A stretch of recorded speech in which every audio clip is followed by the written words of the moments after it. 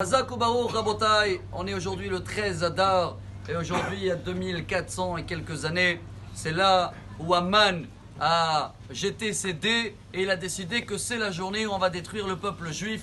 Comme vous le savez bien, ça ne s'est pas réussi. Et après, il y avait 3 jours de jeûne. Premier jeûne d'Esther, c'est tombé pendant Pessah, après le décret. Sauf que quand à la fin du film, ils ont vu que tout s'est retourné pour le bien, ils ont pris cette journée-là d'aujourd'hui pour tailler notre bouche. C'est quoi tailler notre bouche?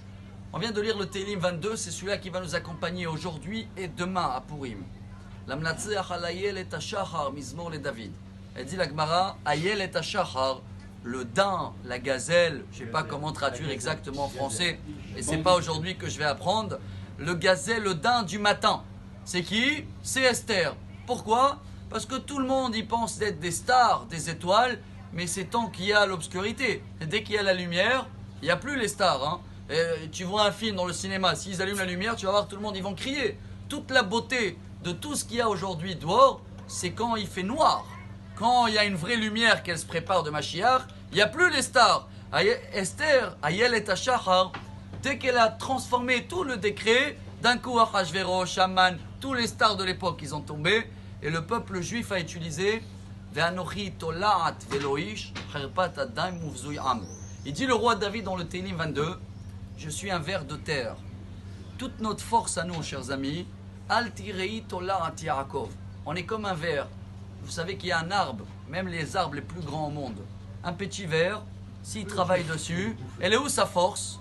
Que dans la bouche. Il n'a pas d'autre force, il n'a pas des muscles, il n'a pas travaillé ses jambes, rien. Avec sa bouche, il est capable d'enlever tout ce qu'il faut. Nous, on a une force et une seule force. Même l'armée, c'est beau tout ça, mais on n'a pas tenu 3000 ans avec ça. On n'a tenu qu'avec notre bouche, mais même Esther, elle a compris la suite de Teilim. Au début,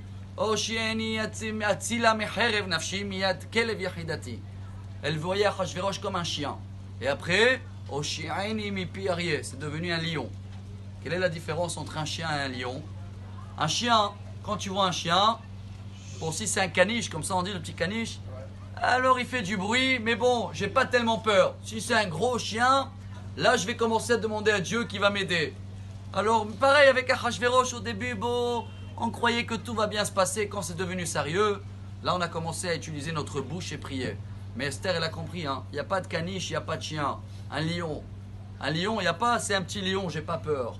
Quand tu vois chaque décret devant toi, comme un lion, ça veut dire quoi comme un lion? Qu'il n'y a que Dieu qui peut s'en sortir. Il n'y a pas toi, tu peux traverser l'autre rue ou tu peux jeter une pierre. Quand tu sais que, excusez-moi de dire, on est cuit, il n'y a que Dieu qui peut nous aider. Alors là, notre bouche, on devient comme une ver de terre. Alors si on veut le faire à partir d'aujourd'hui, Rabotai, on jeûne pour ça. À partir de ce soir, lecture de la Megillah, on a vu hier au Rabbi Chaim Vital, une grande lumière qu'elle s'ouvre.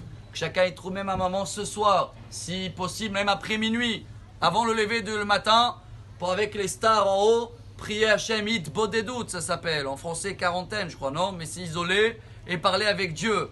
Si on fait tout ça, chers amis, vous allez voir que ce Purim-là, il va tout nous transformer pour le bien. On va avoir une force, d'un côté comme un ver de terre dans notre bouche, mais d'un autre côté, on sera comme des lions. Bonne journée et Tzom Kal. Amar Rabbi Elazar, Amar Rabbi Hanina.